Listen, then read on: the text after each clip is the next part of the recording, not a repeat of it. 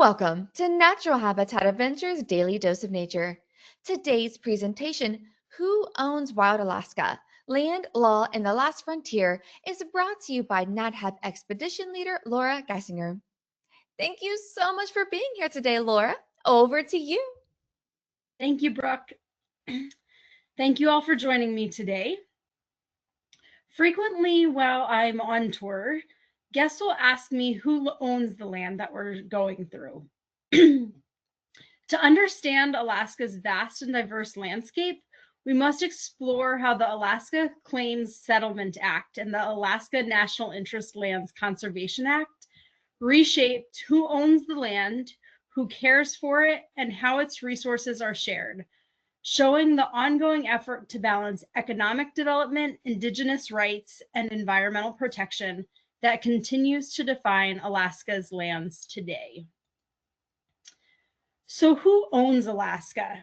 The federal government is the largest landowner in Alaska, owning about 60% of the total area.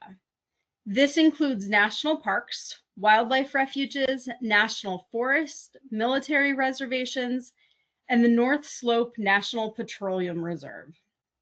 More than a dozen federal agencies manage federal lands in Alaska.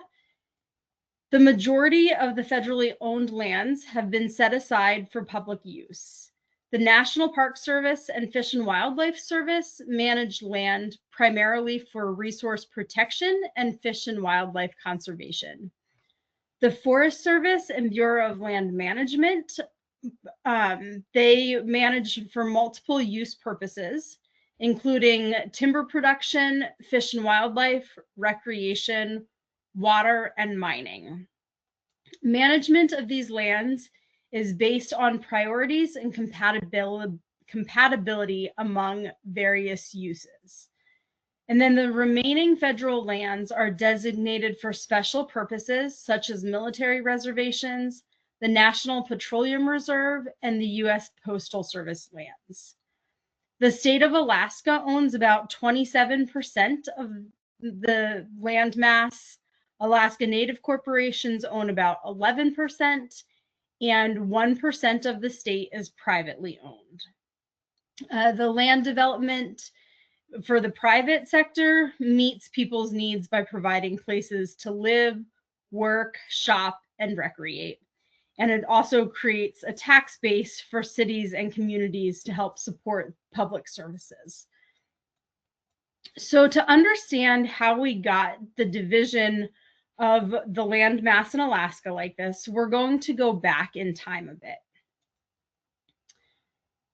Russian traders arrived in Alaska in the mid-1700s and established small, scattered trading posts and settlements throughout their region. The Russian Orthodox Church sent missionaries to Alaska and to the Alaska Native people and built churches. During this time, Alaska Natives remained the primary landowners of the land. So even though the Russian traders were here and establishing communities, the Alaska Native people were still primarily the ones in charge of the land.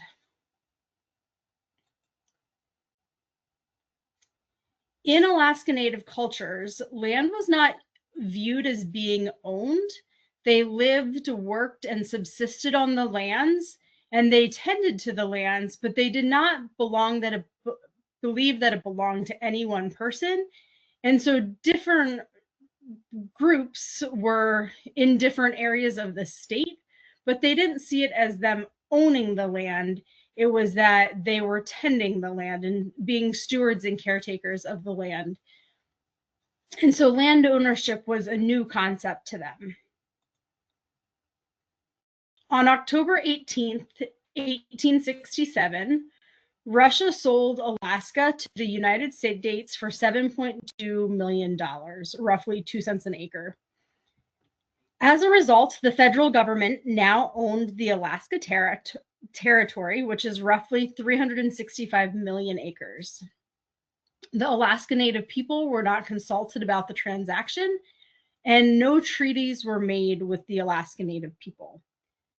Initially, there was very little federal presence in Alaska, because the US was still recovering from the Civil War and the Indian Wars were moving westward in the lower 48. So focus was elsewhere in the country.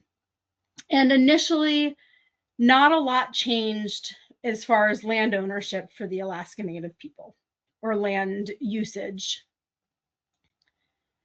In May of 1884, the Organic Act was created, creating the District of Alaska and establishing a district court. The act provided a judge, a clerk, several commissioners, and a marshal with 4 deputies. The court system was to enforce the applicable laws of the state of Oregon and designated Alaska as a mining district, which provided that the Indians, this is a quote, provided that the Indians and other persons in said district shall not be disturbed in the possession of any lands actually in their use or occupation or now claimed by them, but the terms of which such persons may acquire title to such lands is reserved for future legislation by Congress. So this act charged the Secretary of the Interior with the responsibility of educating the school-age children of Alaska, regardless of age and race. So this act started impacting the Alaska Native people and how they used their lands. And then the Indian Citizenship Act of 1924 gave Alaska Native U.S. citizenship and allowed them to retain their rights as citizens of their tribes with legal protections for subsistence, self-governance, and cultural heritage. So that's an important piece in there, is that they were U.S. citizens as well as tribal citizens, and then also had protection for subsistence rights and cultural heritage, which those are going to come into play here in a little bit. Alaska became a state in 1959, but the federal government had never addressed the Alaska Native claims to their land and resources. The 1867 Treaty of Secession, the 1884 Organic Act, and now the Statehood Act all said that the Alaska Native claims should be addressed at a later date. So from the point the U.S. bought Alaska until statehood, the Alaska Native people were never given land. And they just kept saying, we'll address this at a later date, we'll address it at a later date. So when Alaska became a state, the federal government gave the 49th state 27% ownership of its total area. And you could have a community grant, a national forest community, or a general grant for those lands. Additional territorial grants for schools, university, and mental health trust lands were also confirmed with statehood. In total, the state of Alaska received about 105 million acres. But the state had not received all of its patents to its original total land selections. And so the state was permitted to select lands from any federal lands that had not already been reserved for other uses. And the lands that Alaska could select could provide land and resources to support the state economy for road construction, economic development, and building houses, schools, and other public and private facilities, or to provide a reduction in federal control over state internal affairs by giving the state ownership and jurisdiction over its own land. So the state chose land that met 3 specific needs, which were settlement, resources, and recreation. The state selected land to encourage development and settlement. Large parcels of land were then transferred from the state to local government with leases, and they also sold land into the private sector. So there's still land available for the state of Alaska in the state's disposal bank for eventual lease or sale to be privately leased or owned, even to this day.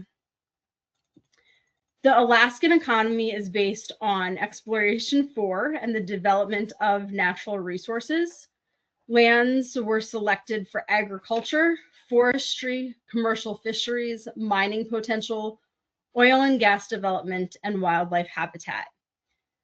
Lands for wildlife, backcountry recreation, and varying degrees and types of developed recreation were chosen and reserved to provide a variety of experiences for Alaskans and the tourist industry. So Alaska becomes a state. The state starts selecting lands from the federal lands, but during this time, there was still no acknowledgement that the Alaska Native people had not received lands. And many Alaska Natives still lived, worked, owned, and subsisted off of their ancestral homelands. So Willie Hensley, who was an Inupiaq leader and key activist during the Alaska land rights movement, said, "We had owned and controlled the land for 10,000 years, but we had no piece of paper the rest of the world would recognize." So statehood really started the conflict between Indigenous Alaskans and the new state authority, because that promise to address Alaska Native claims to their lands still had not been addressed from when the state of when Alaska was purchased from Russia up until statehood. And after statehood, non-natives were heading to Alaska for gold and hunting, and that actually started long before statehood. In the late 1800s, people started heading up here for gold, and then the fur trade. And so as all of these transitions were happening in Alaska, the Alaska Native people felt like their land was being encroached upon. After World War II in the 1950s and 60s, even more non-Native people were moving to Alaska, increasing the tension and awareness of land ownership. Hensley discovered that Indigenous Alaskans still owned the land under the nation's Aboriginal title and began fighting to retain land ownership. Brenda Ida Lee said, "The voice of all the Native people had one thing in common. We had the same viewpoint about our values and the land. We are the stewards of the land, its plants, animals, birds, and fish. This is our responsibility." And thus land claims became very important. So during all of this time of statehood, the Alaska Native people really began asking how their land claims would be addressed. And ideally, they wanted to keep as much as 330 million acres of the land they claimed as they could. And secondly, they hoped to have direct control over their lands. In 1966, the Alaska Federation of Natives was founded to advocate for Alaska Native land claims after statehood threatened ancestral lands.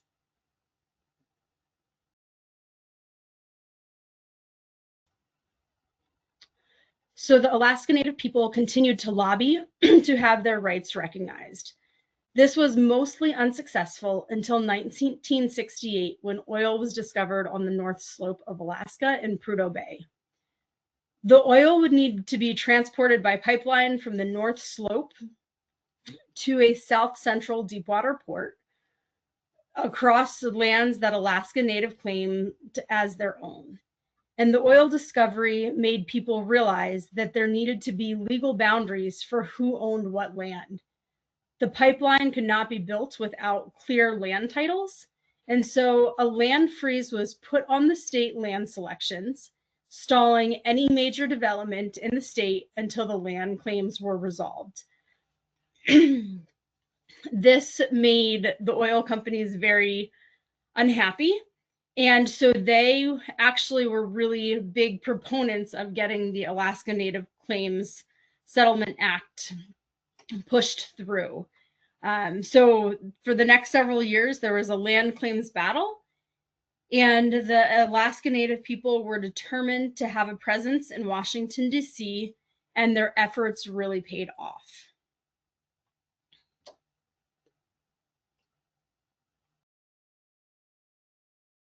In huge part due to the Alaska Federation of Natives, on December 18th, 1971, Congress passed the Alaska Native Claims Settlement Act, or ANCSA, which answered the question of how Native land claims would be addressed. Many Alaska Natives saw what had happened through the reservation system and feared that they would lose all of control of their land if reservations were created. So instead, a new idea was thought up. It was essentially a modern-day treaty that was tied to corporate structure and private land ownership instead of land trusts. It was the largest land claim settlement act of its kind, and many people across all groups celebrated it as a win. They felt like they had reached a mutually beneficial goal. The law granted 44 million acres, which included surface and subsurface rights, and $962.5 million to village and native corporations created under the act. And in exchange, the Alaska Native people gave up their Aboriginal land claims. ANCSA promised to return native lands to the Alaska Native people.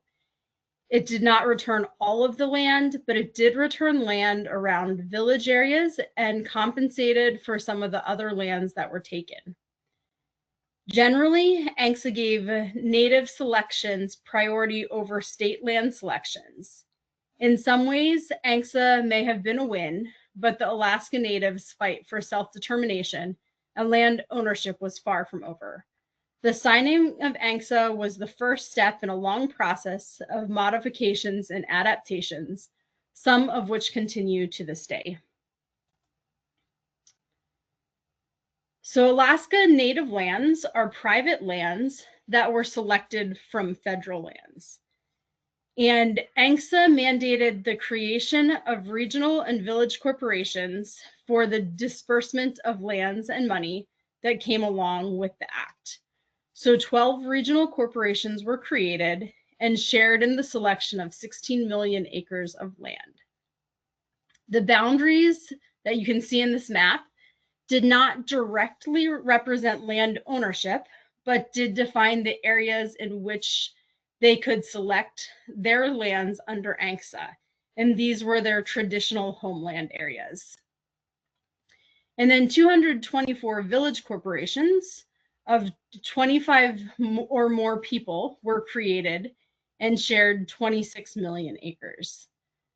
The remaining lands, which included historical sites and existing native-owned lands, went into a land pool to provide land to small villages of less than 25 people.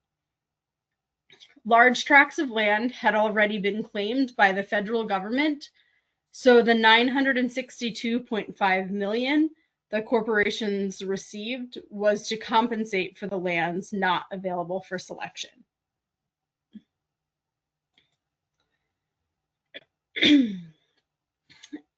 Section 17D2 of ANCSA mandated the withdrawal and study of up to 80 million acres of federal land for potential inclusion in the national conservation systems. This forced Congress to address large-scale conservation in Alaska. Alaska was largely undeveloped at this time, with few roads and diverse natural resources, creating an open canvas for conservationists. Alaska had a small population with limited infrastructure and a different paradigm of tribal sovereignty than elsewhere in the United States. These things allowed for a reimagination of how land use and designation could happen, and could include, sorry, I'm stumbling over my words, could include the voices of shareholders. The deadline for withdrawing these lands was 1978, And as the deadline approached and there was no comprehensive bill in place, pressure grew to come up with a permanent solution. The deadline passed without congressional action, so President Carter used the Antiquities Act to designate 56 million acres as national monuments in December of 1978. This maintained protection of these lands and forced the continued negotiations for a permanent legislative solution.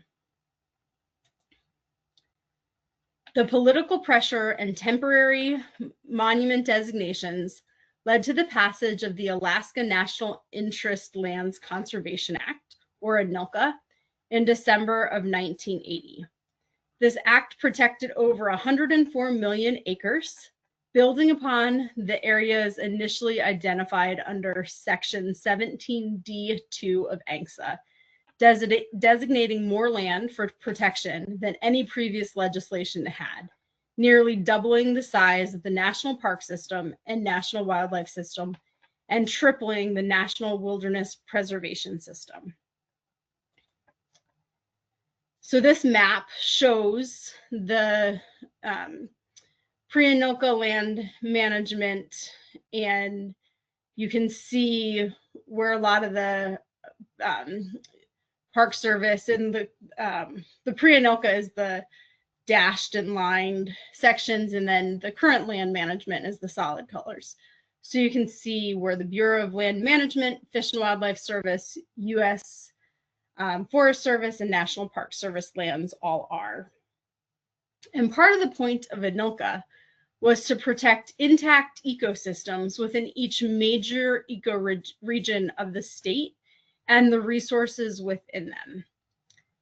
ANILCA created and expanded national parks, refuges, and wilderness areas. The different types of land designation and managers were a compromise between conservation interests and the desire for economic development and access.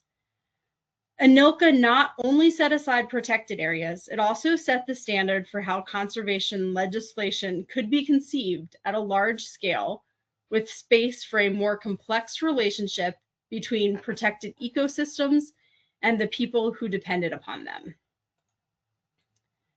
The act gave priority to rural Alaskans for subsistence uses of fish and wildlife on federal public lands, and subsistence use of natural resources has been a part of the Alaskan way of life for thousands of years by Alaskan natives and generations for non-natives. People fought to protect and preserve the cultures and lifestyles of Alaskans. For Alaska Natives, the protection is for cultural existence, and for non-natives, it is for social existence.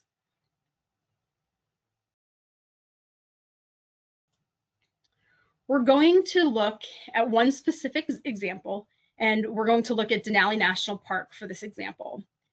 If you look at this map, you can see wilderness boundaries, preserve boundaries, and then just normal park boundaries. And each area has a different designation and different uses, but they're all within Denali National Park and Preserve. Denali National Park has 2 areas designated as national preserves, and both federal subsistence and the state of Alaska hunting and trapping are permitted in the preserve areas of the park. To be eligible to hunt in preserves under federal subsistence regulations, you must be a local rural resident. And in this area, Denali Subsistence Resident Zone includes the communities of Cantwell, Lake Minchumina, Talida, Nikolai, as well as other neighboring communities and areas near the park and preserve. In addition to being a local rural resident, the community or area where you live must also have a positive, customary, and traditional determination for that area and the species you intend to hunt or trap. So in other words, even like you can live in that area, but if traditionally and customarily your group did not hunt moose, then you cannot hunt it now. You can't just decide we're going to. But if back in 1960, your group was hunting moose in that area, and you have are a rural resident there now, you can have continued subsistence rights in that area. The Federal Subsistence Board makes these calls of like the rules for the subsistence hunts. ANILCA provides a preference for local rural residents over other consumptive users should a shortage of subsistence resources occur and allocation of harvest become necessary. This is particularly important for the national parks where state hunting and trapping is allowed. When the harvest must be limited, state hunting opportunities must be restricted first before any reduction in the harvest for federal subsistence users occurs. So to hunt on any of the federal public lands up here, you must be a rural Alaska resident and have a positive customary and traditional use determination for the Species and Wildlife Management Unit where you hunt, like I explained before. And then you also have to have a special subsistence use permit. So what ANILCA and ANCSA were trying to do was to balance conservation of Alaska's natural resources with the state's economy, infrastructure, and rural way of life. At the time, many Alaskans felt like their way of life was being threatened. There are specific provisions that allow things like snow machines, boats, and airplanes to operate in national parks. In the national parks here, there are different designations of land, with wilderness being the most regulated and preserves allowing the greatest access for subsistence living and motorized recreation.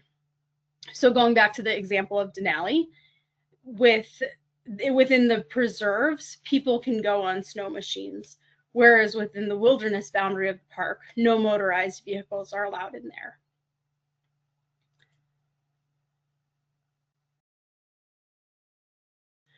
So why does all of this matter today? These laws were put into place 45, 50 years ago and longer, but ANCSA and ANILCA still continue to play a role in Alaska today. There's a tension between conservation and the economy. Oil and gas, fisheries, and tourism rank as some of the key economic sectors in Alaska today, adding to the continual tension of how land and resources should be used here in Alaska. One region of the state that experiences a lot of tension is the Alaska Peninsula and the Alaska Bear Coast. Lake Clark National Park falls within this region of the state, and we are going to take a look at one specific example of how this is all playing out within the bounds of one of our national parks today.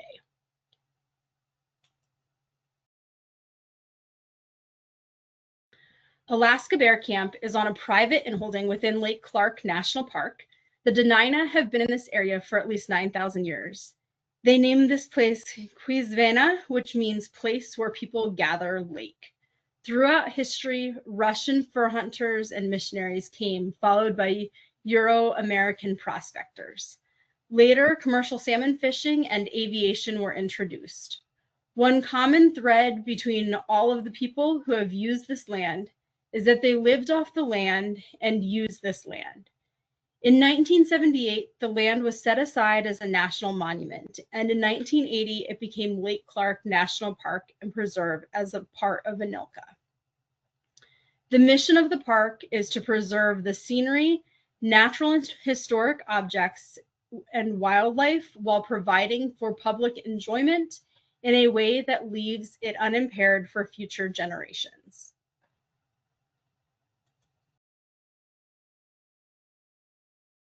Similar to what we looked at in Denali, Lake Clark National Park has a preserve area as well. So hunting can be done within the national park boundaries. But in Lake Clark, there are other pressing concerns that could have significant impacts on the park, the ecosystems, and the animals found there. The Johnson Tract is a private inholding within the boundaries of Lake Clark National Park on Alaska Native Corporation land. This land is the site for the proposed Johnson Tract mine, which has the potential to impact the region in many negative ways, and there is a fight to stop the mine project.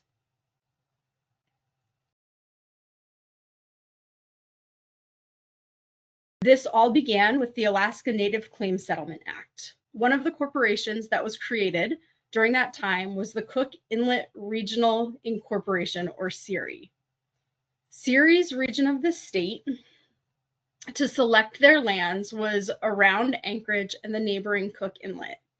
This region of the state is the most populous, and by the time they were selecting their lands, military bases and wildlife refuges had already been set aside, and private developers had purchased prime real estate. There were a lot of pressures on these lands, and CIRI's leadership felt like they were left with glaciers and mountains, but not natural resources like many of the other corporations had. So CIRI sued, arguing that adequate property was not made available in the selection process for CIRI to choose and develop. As a result, CIRI, the state of Alaska, and the federal government came up with the Cook Inlet Land Exchange. CIRI had to give up half of their property around Cook Inlet that they were entitled to under ANCSA, and in return, they would be able to get land elsewhere. The deal allowed CIRI to pick up some key assets around Cook Inlet, including the Johnson Tract, which they chose for its mineral potential. And you can see some of those other spots that they selected. When Lake Clark became a national park and preserve in 1980 as a part of ANILCA, this area became a private inholding within the boundaries of Lake Clark. Johnson Tract is actually two parts, a north tract and a south tract, which comprise about 33 square miles. CIRI owns the mineral rights to both parcels and the surface rights to the south tract, where the main deposit is. Due to a provision in the land exchange deal, the Department of the Interior gave CIRI the rights to transport ore through Lake Clark National Park, with certain restrictions to help maintain environmental impacts.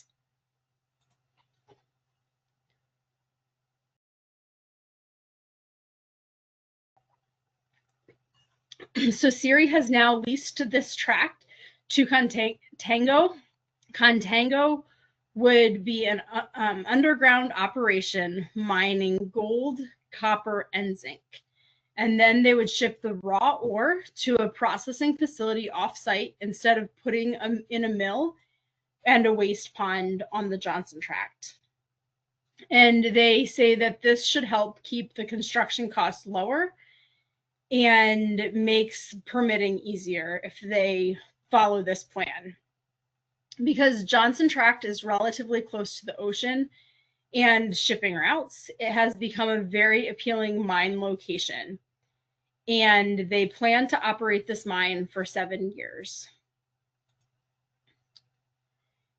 There is a lot of opposition to this mine. Conservation, commercial fishermen, local lodge owners, and others are afraid that a mine in the middle of a federally protected area could disrupt harvests and harm wildlife. The bay where a shipping terminal would be built is the feeding grounds for an endangered beluga whales from late fall until the early spring. Humans and bears rely on the salmon that come into this area every year. Tourism depends on the fishing and the bears. Seabirds depend on this area, and they have already been suffering changes in other areas, and their populations have already been declining.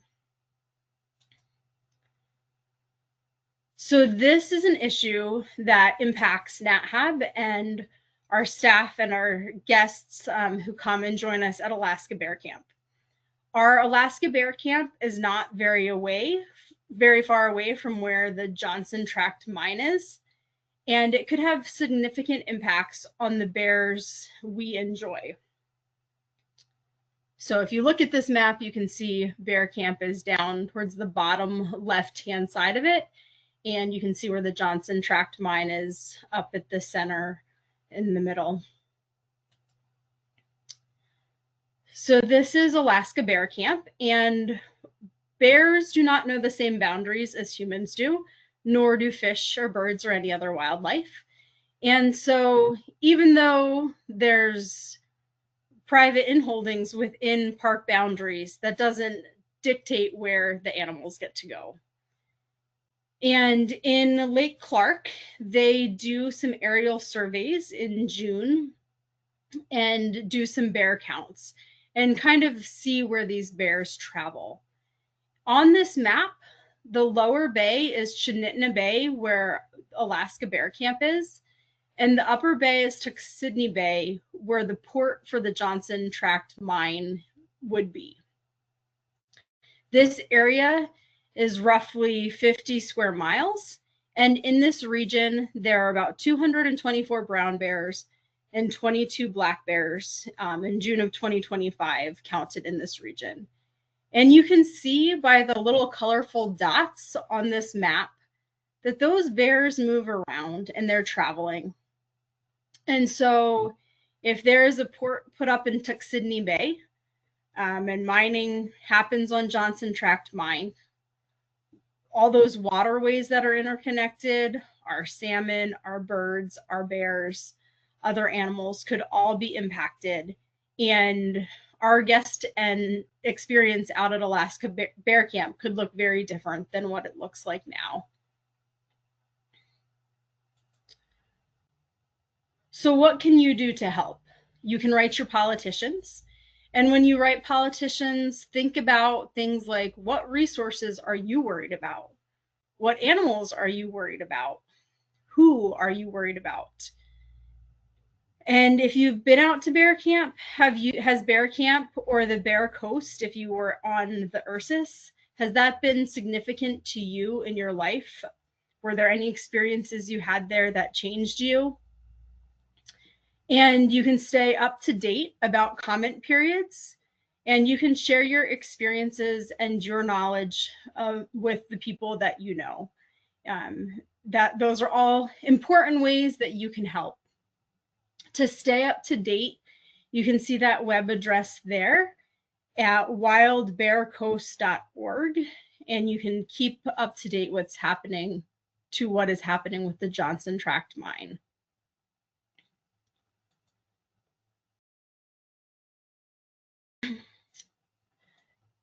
So I just used the Johnson Tract mine as one example of something that is close to those of us who are involved with natural habitat.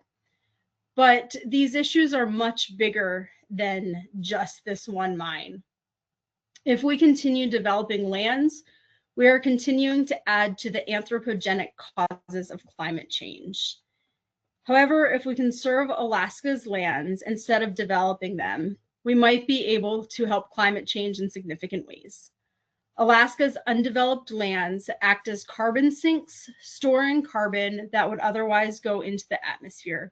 Protecting areas of permafrost and peatlands prevents the release of stored carbon that would speed up global warming. Intact ecosystems help buffer against the effects of climate change by reducing erosions and providing more areas of wildlife to be able to adapt to changing conditions.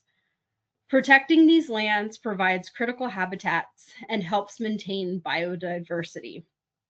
And in an interconnected world that we live in, what happens in Alaska impacts people elsewhere on the globe as well. Threats to our animals and ecosystems due to development are not the only issues our public lands are facing. Climate change is adding to pressure to addressing how Alaska's lands are dealt with as well. Alaska is warming nearly 3 times the global average. Permafrost is melting, sea levels are rising, and more extreme weather events are occurring. This is threatening ecosystems, wildlife, communities, and food security. The rising sea levels increase coastal erosion and elevate storm surge as warming air and ocean temperatures create more frequent and intense coastal storms like hurricanes and typhoons. Typhoon Halong hit the western coast of Alaska on October 12, 2025, and affected nearly 50 communities.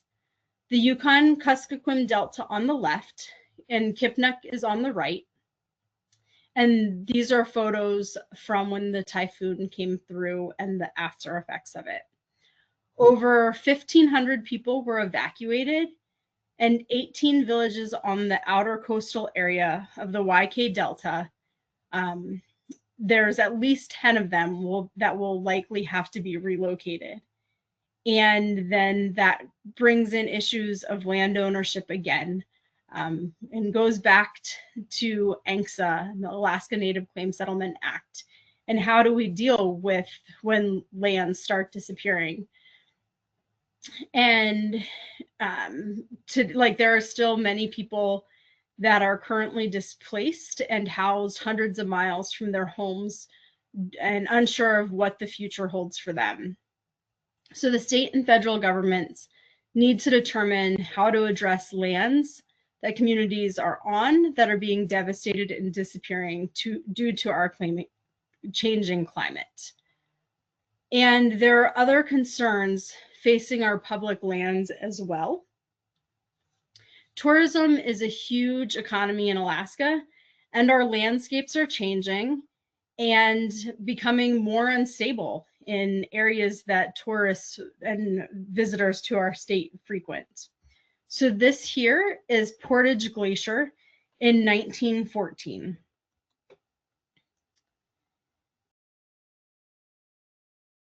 "93 years later, from the same location, this is what Portage Glacier looks like. So our glaciers are disappearing, which causes people to be less interested in coming. But as the glaciers have had rapid retreat, we are also left with unstable land, increasing the risk of landslides. And so we're now having to figure out how to monitor and mitigate the risks of these landslides to help keep people venturing into these areas safe. And I know down in Juneau, they've had a lot of issues in the last couple of years with flooding near the Mendenhall Glacier, which is a really popular glacier. And there's been several glaciers in South Central Alaska that people have had to evacuate because of landslides that have happened. And there's concerns for people coming to visit our state as things are rapidly changing, and that impacts our economy.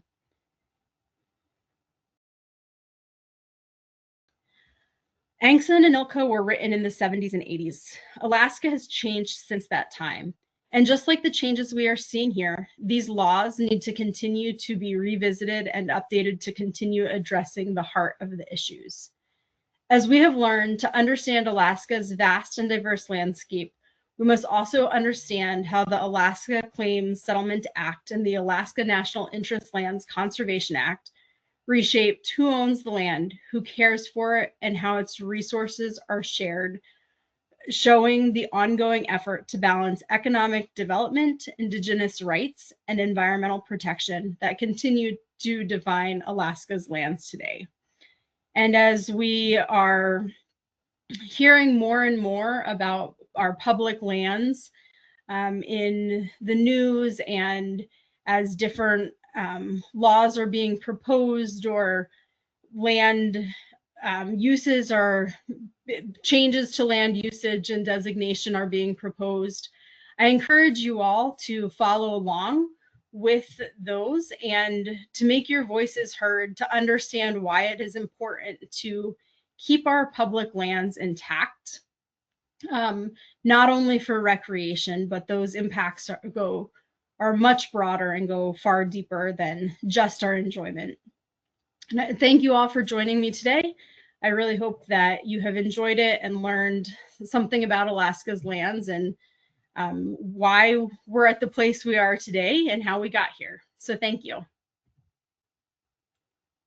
Wow, Laura, thank you. You put so much fantastic information in 45 minutes. I mean, to me, it makes a lot more sense. And I hope to everybody listening, it also makes a lot more sense to you. This, all that backstory was very, very just great to finally understand. All right, everybody, we have a good amount of time left together, which is fantastic. If you have any questions, please put them in the questions field and we will get through as many as we can until the top of the hour. So, first here we have a couple questions about Pebble Mine. Do you have any updates about that particular mine from the field? And also, could you maybe give a little bit of backstory too, so that people who don't know about Pebble Mine can also understand why was such a big issue? Yeah, I'm going to scroll back in my photos here so I can get to a map to show you all. But Pebble Mine is another proposed mine on right over here in the center of the photo to the west of the Johnson Tract mine. And so it is a proposed copper, gold, and molybdenum mine, and it would be an open pit. And they would have to, I can't remember off the top of my head how many miles of road they would need to put in, but they would have to put in miles and miles of roads to access the mine. And then they would also be traveling by boats across Lake Iliamna, and then more roads to get out to the Cook Inlet, where they would put in a deep water port on the Mactadori coast. And again, you have the endangered beluga whales, the salmon, the birds, the bears, all of these same things in that region of the port. But the Pebble Mine is within the Bristol Bay watershed, which is the world's largest sockeye salmon runs are in that area. And the bears on the Alaska Bear Coast are feeding on those Bristol Bay salmon, which provides a huge, like the salmon industry, but then also the bear viewing industry are huge parts of Alaska's economy. And so there, I don't even remember what year the initial proposal for the Pebble Mine was, but it has gone through many iterations of different mining companies pulling out of it. And it has been battled by both sides of the political aisle, where people are really concerned for if Pebble Mine would ever be allowed to go in because of that watershed. And it's an area of the state that it's pretty lowlands, a lot of wetlands in there. And so if they're in the type of mining that they are proposing out there, they have had disasters in other parts of the world using that same type of mining technique. And so they're concerned that contamination would go into the waterways and you'd have these tailing piles out there. So there is a lot of concern about that. So people have been battling Pebble Mine for years. And a couple of years ago now, maybe a year and a half ago, I can't remember exactly the date, we've had some big wins. And so for the time being, the mine project is halted. But one of those things that was a big win was that World Wildlife Fund helped work with one of the local native tribes and put some of the land into like a preserved area. And that was one of the areas that the road would have had to cross over. So now, even if the mine would be approved at some point, they would have to redesign the road and go through that whole process, giving more time and hopefully being able to block the mine for good. But there's been lawsuits that are ongoing right now trying to fight for the mine to be able to be opened. And that's so it's one of those things, like right now it's not been as prevalent and in the news because we had some big wins. So I feel like a battle has been won, but the war is not over, if that makes sense. Great. Thank you so much for that overview. Yeah, I remember when that big battle was going on. I still have my like no Pebble Mine sticker. It says Pebble Mine with the big like cross through it. Like I still have that sticker somehow. It's almost off my bottle, but I still have it. Still think about it all the time. And there's an ongoing theme that is coming up in the questions, and I'm sure you can imagine around what it's about. Could you elaborate a little bit further on not just the current administration, but just administrations in general, like the greater federal government? What rights do they have and do not have when it comes to resource extraction in Alaska, different land types, anything like that? Is it real profit driven? It sounds like a lot of Pebble Mine was. Anything you can or can't say about this, like feel free to teach us about that. So federal lands, like nationwide, allows the federal government to be the ones to make the decisions for what goes on those lands. So in Alaska, on the federal lands, the state generally does not have a lot of say. In our leadership, we can encourage them to say, like stand for certain things, but at the end of the day, on the federal lands, the federal government gets the say on that. And so leadership at the federal level, I mean, obviously we all know that it changes, and the views that those leaders take change. And so like when you have like the Clean Water Act and different stuff with the EPA, like when certain laws are in place that helps keep tighter regulation on the federal lands, but if certain things are eliminated, certain laws and acts are removed, then usage of those federal lands becomes much looser. There is different designations for the different types of federal land. So what can be done in the wilderness area of a national park or a national wildlife refuge is very restricted as the wilderness laws are written. But sometimes leaders try to get some of those regulations removed to be able to use that area for other things. But then like the Forest Service lands, those areas have different usages. And so you can have some logging and different operations that happen on Forest Service land. So there is different designations for different types of federal lands and how that land can be used. And as written, there are certain things that can be done on the different types of land. However, if those rules and regulations that are in place are not followed, then like that's when bigger issues start arising. I don't know if that totally answers the question, but trying to do my best there. But there are different designations and regulations for the different types of land, but different administrations try to change what those laws are so land can be used in different ways. And profit is often part of the driving force in that. That makes sense, and I'm sure that explains why us American people sometimes feel like we have whiplash when we go from one administration to the other, and it's like, okay, well, this is allowed and now this isn't allowed, and we're just like, oh my gosh. But that would make sense because it's on a federal level of a lot of what the Alaskan lands are. Mm-hmm. So that makes sense. And it would probably be way different if these lands were owned by the state. I think we'd be having a very different conversation about a lot of things if this was owned by the state. Yeah. Great. This is a really good question, and hopefully you have some updates on this. But it's like, can you comment on the status / security of the Trans-Alaska Pipeline given permafrost melting?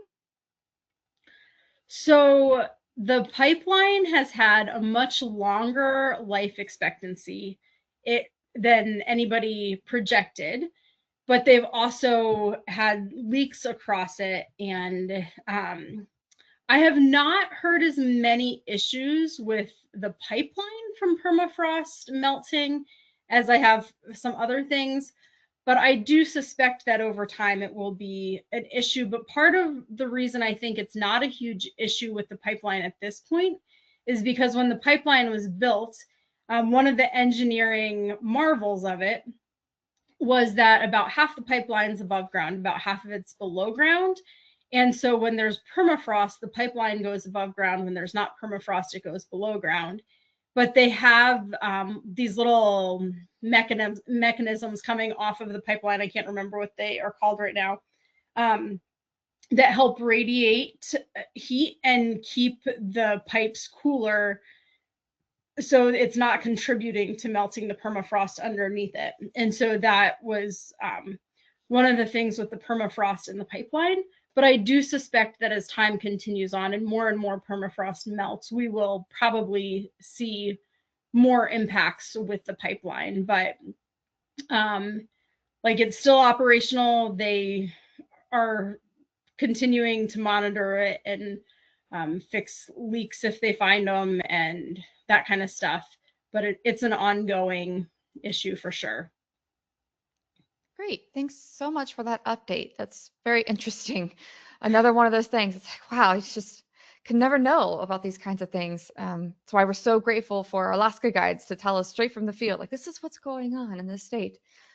Another one happening in the state, we have somebody who worked on the Seward Peninsula. Sounds like an incredible time. And when they last visited Nome, they were building a deep sea port. Do you know anything about this port, and if there's any updates on it, or if it's impacting wildlife or anything? I have not heard a lot about that, and I've not honestly ever been to that part of the state. Yeah, a few years ago I had heard a little bit about it, but I've not heard any updates on where any of that's at. So I can't give an honest, educated update on that at all. Great, thank you. Yeah, I did not truly comprehend the expanse of the state until I went. I was like, it is so big. You could probably spend your entire life in the state and not see all of it. It is amazing. This was an interesting question. Is homesteading still permitted? Is that a thing that people are allowed to do? It is not. Homesteading up here lasted longer than it did anywhere else. I believe the final homesteading finished in 1988. I think you had to put your claims in by 1985.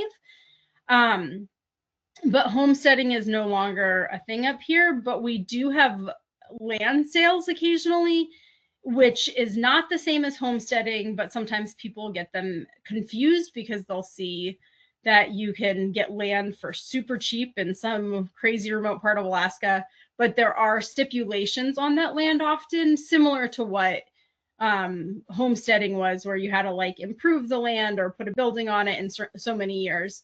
So sometimes you will see land sales where you can get super cheap land, but it's not officially homesteading anymore. Great, thank you. Well, we still have some really great questions, but we only have 36 seconds left here. So, Laura, I will go ahead and wrap up the Q&A for now and turn it to you for any last closing comments. I just want to say thank you all for joining me. I know that land law does not sound like the most interesting thing, but it really does play an important role here in Alaska and with our Alaska Native people and those of us who live here. It's a real part of our lives. And so I just wanted to share that with you all. So thank you for joining me. Yes, Laura, thank you for taking the time to teach us about Alaska's laws and why it's so important for all of us to be involved with our governments on a federal and state level. So again, thank you for that. And I would like to thank everybody who tuned in. If you're interested in information on how you can travel with NatHab, give us a call at 800-543-8917 or send us an email at info@nathab.com. Our adventure specialists are more than happy to help you. Join us tomorrow for our next Daily Dose of Nature. You can check out this week's lineup, including registration links, on our website at nathab.com/webinars. We did record today's presentation, and the replay will be available on our website soon. With that, I will conclude the webinar. Goodbye, everybody.